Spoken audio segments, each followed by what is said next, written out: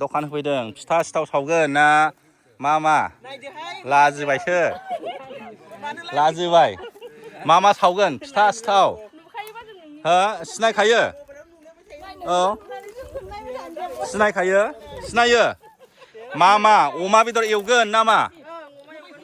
अमा एवनानै जाहोनांगौब्रा जोंनि एवनाया ओरैबायदि गोथाव जायोना आसिखौ अरस' होलायनांगौ ना गोथाव एवनानै अमा बेदर मा बेदर एवगोन ए फुङाव फिथा सावनानै जाहोनो मोननांगौमोन नोंसोर ए सावगोन ना फिथा सावगोन ना बे गासिबो नाफाम गोजा नामा दखान होग्राया ए गासिबो नाफाम गोजाजोब गुबुन गैया नाफाम गोजा आंलाय माने गुबुन हारिनिसो सानदोंमोन गासिबो नाफाम गोजाजोब जारौमोनहा मा जायगानि नोंसोर बे सनितपुर डिस्ट्रिक्टनिनो बिश्वनाथनि दं अदालगुरिनिबो ए नोंथ' अदालगुरिनिसो नामा ए अदालगुरि नालाय सोरथो रे ए बे अदालगुरिनि खुलुमबाय नै आङो अरुणाचल प्रदेशआव सौफैलायबाय दिनैहाय आङो फैदों अरुणाचल प्रदेशनि मोनसे फेस्टिभेलावहाय बे फेस्टिभेलनि नामानो जाहैबाय इगल नेस्ट बार्ड्स फेस्टिभेल 2026 आरो बे फेस्टिभेलानो जादों वेस्ट कामें डिस्ट्रिक्ट अरुणाचल प्रदेशनि वेस्ट कामें डिस्ट्रिक्ट आरो बे जायगानि नामा कामिंबारि बेयो फुरा आसाम बर्डार आरो सनितपुर डिस्ट्रिक्ट बर्डारावहाय कामिंबारि होनो अरुणाचल प्रदेशनिखौ ओमफ्राय मिसामारिया बांद्राय गोजान गैला आरो ओरैबायदि सिम्पलैनो साजायदों इक' फ्रेन्डलि आरो प्लास्टिकखौनो बाहायाखै मिनिमाल इउज आरो औवा बाहायदों आरो दुरुंफोरखौबो दंफांनि बिगुरखौनो बाहायदों आङो दा सिङाव हाबलांनोसै नोंथांमोननो एसे देखायनो नाजानोसै आङो नायदो नै माबायदि नै रिसर्स पार्सन्सफोर बिसोरो रिसर्स पार्सन बेबायदि साजायदों आरो बिराद सिम्पोल ओमफ्राय बिसोर जाहैबाय VIPsफोर जाहैबाय आरो ना बिसोरो चिफ पेट्रन बेनिफ्राय चिफ पेट्रन सानै MLA टुरिजम अफिसार ओमफ्राय ZPC बेबायदि आरो आङो दा सिङाव हाबलांनोसै गोबांथार स्टुडेन्टसफोर फैदों राङापारा कलेजनिफ्रायबो स्टुडेन्टसफोर फैदों नै बिसोरो बर'फोरजोब आङो बिसोरजों एसे सावरायदोंमोन जारौमोनहा मा कलेजनिफ्राय फैदों होनदोंमोनलाय राङापारा कलेज नोंसोर सानबेसे थागोन बाहाय गाबोनल' 11आव रिटार्न जागोन ना मा फरायदों नोंसोर आङो दायो BA 4th सेम जाबाय BA 4th सेम गासिबो एखे ना ए BA 4th सेम 6बो दङ गासिबो नाफाम गोजाजोब गुबुन गैया नाफाम गोजा आंलाय माने गुबुन हारिनिसो सानदोंमोन गासिबो नाफाम गोजाजोब जारौमोनहा मा जायगानि नोंसोर बे सनितपुर डिस्ट्रिक्टनिनो बिश्वनाथनि दं अदालगुरिनिबो ए नोंथ' अदालगुरिनिसो नामा ए अदालगुरि नालाय सोरथो रे ए बे अदालगुरिनि रेजिस्ट्रेसन खालामखांबाय रेजिस्ट्रेसन मा मोनखो रेजिस्ट्रेसन खालामनायाव टि सार्ट मोनबाय केप मोनबाय दे मोजाङै मोजां पार्टिसिपेट खालामदो सेंग्राफ्रालाय सेंग्राफोर ए सिख्लाफ्रा साबसे सेंग्राफ्रा साबसे फैदों नोंसिनि कलेजनिफ्राय दसजन दे आरो नै जोंनि बर'फोर गोजाजोब बाहाय दखान होफैदों खुलुमबाय आदामोन नाफाम गोजा अरुणाचल बर्डार सनितपुर डिस्ट्रिक्ट गामिया हाबदोंना हाबाखै नोंसिनालाय एबार BTC आव हाबबाय भट होनो मोनबाय फुरानाखा हाबखानाय ए बङाइगावसो ए ओमफ्राय मा बाहाय थाफैयो ना ए सार्भिस डिफेन्सआव ना ए अरुणाचलाव फरेस्ट डिपार्टमेन्ट आलासि जाहैलांसिगोन होनबा बङाइगावनि होनदों ना बिजनि बा खाथिनि मानसि लोगो मोनफैबाय आरो नै जोंहा आब'मोनहा दखान होफैदों फिथा सिथाव सावगोन ना मा लाजिबायसो लाजिबाय मा सावगोन फिथा सिथाव हो सिनायखायो औ सिनायो मा अमा बेदर एवगोन ना मा अमा एवनानै जाहोनांगौब्रा जोंनि एवनाया ओरैबायदि गोथाव जायोना आसिखौ अरस' होलायनांगौ ना गोथाव एवनानै अमा बेदर मा बेदर एवगोन ए फुङाव फिथा सावनानै जाहोनो मोननांगौमोन नोंसोर ए सावगोन ना फिथा सावगोन ना बे गासिबो नाफाम गोजा नामा दखान होग्राया ए ओरैनो आदा फरेस्ट डिपार्टमेन्टआव बेसेबां बोसोर जाखो 60 बोसोर जाना बारलायलांबाय रिटायार जाबाय रिटायार जाबाय देग्लाय ए आरो हाबफिनबावबाय नामा रिटायार जानामो ए दंथ'यो स्टाफ खमनि थाखाय लाखिदों नामा हगाराखै ए बाहायनो न'आव थांथ'वाखै थानो मोजां मोनबाय नामा बाहाय मोजां मोनाखै मोननांगौखौ मोनाखै ओमफ्राय गथ' गथाय हजोंहाय बिजनियाव सब बेयावनो दंजोबो बावनो बेसेबां फरायखो गथ' गथाय गथ'फ्राथ' फरायनाय बुरजा गैया खम सासे फिसाला गिदिरा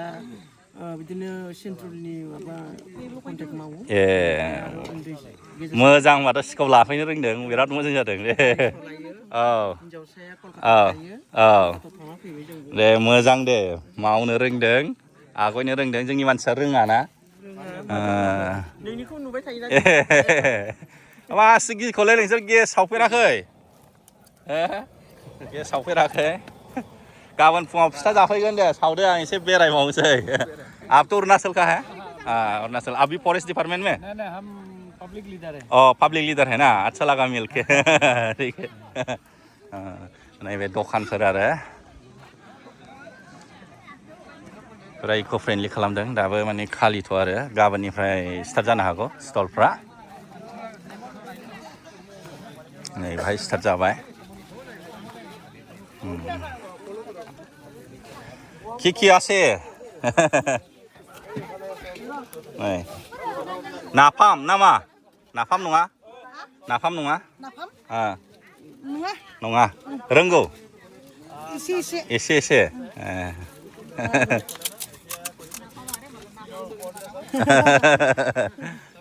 नोंहालाय हो नोंहाबो नाफाम नङा नंगौना बेनोथ' नाफाम जाग्रा मा सावदों गयरी सेल रुटि बिसिनिखौ एक्सपार्टथार आरो ना नैबे खानसि हा थिगस'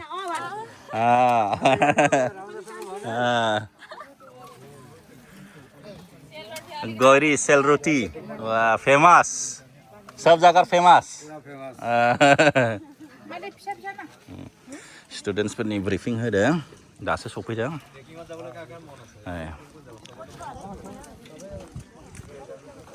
प्रग्रामा बाहायनो जागोन आरो बायदिसिना प्रग्राम बेनिफ्राय बियो स्टेज बाहाय स्टेज डिजिटेल स्क्रिनबो दङ अरुणाचल प्रदेशआव जेसेबांखि प्रग्राम जाया मानो पुरा डिजिटेल स्क्रिना थाखाथारो आरो कम्पालसारिखानो ओरैबायदि सिम्पोल बानायदों अपेन स्टेज आङो दा केम्प साइटखौ थांनानै देखायनोसै नै माबायदि साजायदों नुबाय दा खासि बिबारजों आरो खासि बिबार बेयो खासि बिबार नामा आं मिथिलालै इंराजियाव फक्सटेल होनो जाहैदों बर'आव मा होनो आं मिथिला बेखौ एसे कमेन्टआव लिरनानै खिन्थादो आरो नै सियालनि लानजाय जाहैदों इंराजिनिबा जोंनि बर'आवबा मा होनगोन मिथिला केम्प साइटआ बेनो ओरैबायदि बरिया जायगा ना दै सेराव आरो दैनि साउन्डखौ बिराद मोजां खोनाखायो बाहाग रानना होदों बिथिंजाय स्टुडेन्टसफोरनि नै फुरा मिलिटारि केम्प बायदिसो नुखादों बिथिं स्टुडेन्टसफोरनि नायदो नै माबायदि आङो केमेराखौ फिदिंबाय ओमफ्राय बिथिं डेलिगेट्सफोरनि आरो स्टुडेन्टसफ्रा थांसिगोन गावसिनि केम्प साइटआवहाय बिथिंजाय स्टुडेन्टसफोरनि आरो बिथिंना डेलिगेट्सफोरनि फार्स्ट सेकेन्ड नैबे सेकेन्डआव आं थादों नैबेहाय सेकेन्डआवहाय बिदिनो फुरा आर्मि केम्प दंना फुरा आर्मिनिफ्राय बिहरखादोंदां बे टेन्टफोरखौ फुरा सानसेटखौ ओरैबायदि मोजां नुखादों नै सानसेटआ बेनिफ्राय नै गेजेरावहाय जिरायग्रा दङ आरो जिरायग्रा बानायना होदों जिरायग्रायाबो फुरा नै औवानि जोब आरो फुरा प्लास्टिकखौनो बाहायखायाखै फुरा मिनिमाल आरो ओमफ्राय नै साजायनाया दुरुंजोंनो ना उल खुन्दुं बेजोंनो बिबार बायदि बानायदों ओमफ्राय नै बियो हाग्रानि खारौ खान्दाय ना मानिथाय बियो मिथिला नै बिबारा बेफोरबायदि साजायदों आरो ओमफ्राय गावसिनि बुद्धिस्ट प्रेयार फ्लेग ना आलदा आलदा कालारनि बेखौ खाना होबाय ओरैबायदि समायना नुबाय बे जाहैबाय डेलिगेट्सनि आरो नैबे लन्डन ब्रिज नैबे दालांखौ बारोबा VIPsफोरनि केम्प साइट नुदों माबायदि बानायदों ओरैबायदि सिम्पोल नै VIPsफोरनि केम्प साइट मानो होनबा MLA फैगोन बेनिफ्राय ZPC ना जिल्ला परिषद चेयारपारसन नै आखाइ सुनायनि थाखाय बेफोरबायदि वाच दैनि जेबो टेनसन गैया आरो फुरा पाइपजों लाबोबाय नेचारेल आरो बेयो नै जिरायग्रा VIPsफोरनि जिरायग्रा माबायदि नुदों एसे कमेन्टआव लिरनानै नोंथांमोनहा खिन्थाबानो जाबाय नै बे जाहैबाय VIPsफोरनि एरिया आरो ओरैबायदि बरिया आरो नै टयलेट गासिबो दंखाजोबो सिन्था गैया आरो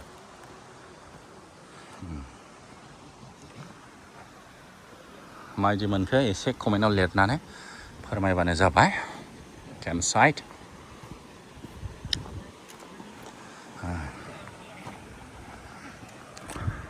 दैनि गेजेराव औवानि टेबोल आरो चेयारबो नै जिरायनानै रिलेक्स खालामनो हायो आरो दैनि गेजेरावहाय नैबे दै बारलांनोसै आं सानसेट ओरैबायदि समायना नुखायोना नै सानसेटआ बे दैखौबो बारलांनोसै आङो देखायनोसै बिथिंबो दालां बानायदों औवानि दालां ओमफ्राय फट' पइन्ट नै बाहायबो ओरैबायदि सिम्पोलाव बानायदों आरो a beautiful environment starts with you बेबायदि लिरदों आरो ओंखायनो सानसेटनि भिउसखौबो नायदो बरिया बाहाय जानाय लोंनाय जागोन एसे कमेन्टआव लिरनानै खिन्थाबानो जाबाय आरो माबायदि नुदों डेक'रेसन खालामगासिनो दं दाबो ओरैबायदि माने खस्थ' खालामगासिनो बिसोरो खमसे खमबाबो सप्ता खेबसेनि बारा जाबाय बिसोरो बेखौ प्रिपेरेसन खालामनाया बाहायनो फैनानै थाफैदों हाग्राबारि गेजेराव आरो नै बेहाय हिउवा जराबो दङ आरो ना हिउवा जरा नै बेबायदि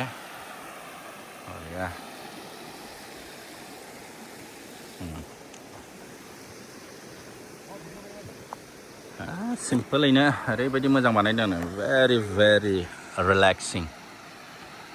आङो आरोबाव हरैथिं ओंखाम संग्राफोरखौबो देखायनोसै एसे थांनानै दैया नायदो दैखौ थेस'दों अन्थाइ बल्डार होनानै जाहाथे दैनि लेभेला मोजाङैनो थाबाय थानाय बायदि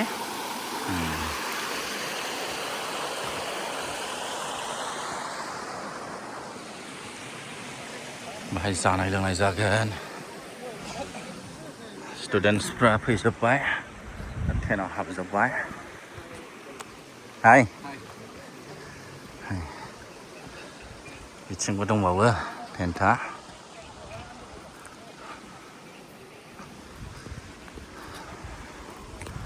मोजां नङा होमबा नोंथांमोनहा माबायदि मोनखो बे इगल नेस्ट बार्ड फेस्टिभेल बे केम्प साइट आरो भेन्यूखौ नुनानै एसे कमेन्टआव लिरनानै फोरमायदो इक' फ्रेन्डलि माने सास्टेनेबल वेजों माने बे फेस्टिभेलखौ खुंनाय जादों आरो खुनु माने प्लास्टिकखौनो बाहायाखै एकदम मिनिमाल प्लास्टिक बाहायनाय जादों आरो आङो भिडिअखौ बाहायनो फोजोबनोसै थेंक इउ बाय बाय